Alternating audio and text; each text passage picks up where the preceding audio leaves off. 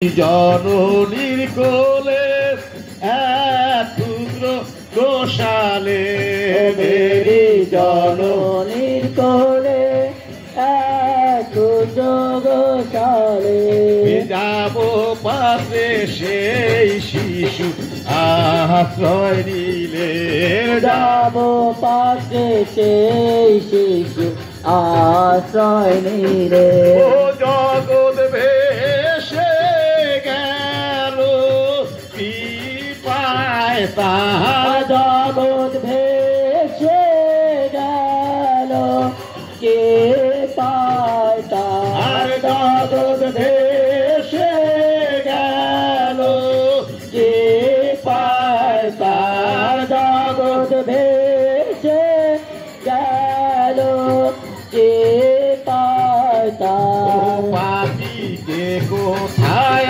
আছো আজ ছুটিয়া এসো ও পাপিকে কোথায় আছো আছো যে এসো ও পাপিকে কোথায় আছো আজ ছুটিয়া এসো পাপিকে কোথায় আছো আছো যে মনে বসো হিংসা দেশ ভুলে গিয়ে তার চরণে বসো হোক প্রেমে প্রেমে একাকার হোক প্রেমে প্রেমে একাকার হোক প্রেমে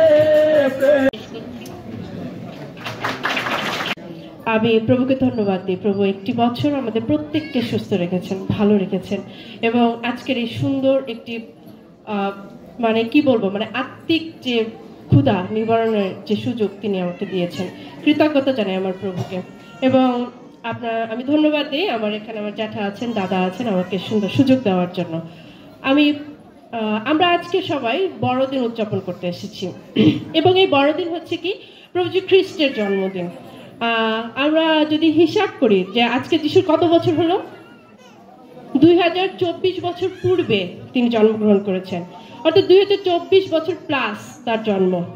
আমাদের প্রত্যেকের বয়স কত? আমি বলি আমার 35, অনেকের আছেন 70, 80, 50, 60, 70, প্রত্যেকেরই একটি নির্দিষ্ট বয়স রয়েছে। ইভেন আমাদের ছোট ছোট শিশুরাও এখানে রয়েছেন, কেউ হামাগুড়ি দিচ্ছে, কেউ অনুষ্ঠানে বক্তব্য দেওয়া এটা আসলে বিব্রতকর পরিস্থিতি।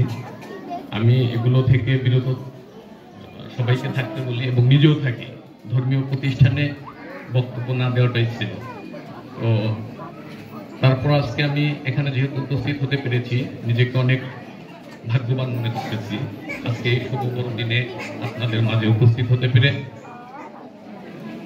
আমাদের মাঝে উপস্থিত আছেন আমাদের এই আমগ্রামে খ্রিস্ট সম্প্রদায় সর্বজন শ্রদ্ধেয় বাবু অধীর রঞ্জন বারোই। উপস্থিত আছেন আমার শ্রদ্ধ কাকা কাঞ্চন অধিকারী, আমাদের মাঝে উপস্থিত আছেন।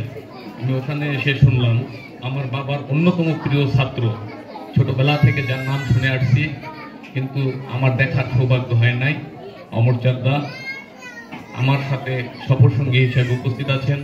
রাজৈর উপজেলা যুবদলের সংগ্রামী সাধারণ সম্পাদক মনির মৃধা, উপস্থিত আছেন যুবদলের সাবেক সাধারণ সম্পাদক, কৃষক দলের সাবেক সাধারণ সম্পাদক ইকরাম শেখ, উপস্থিত আছেন আমাদের রাজৈর থানার তদন্ত কর্মকর্তা তদন্তী হরিদাস, আমার সিনের ছোট ভাই।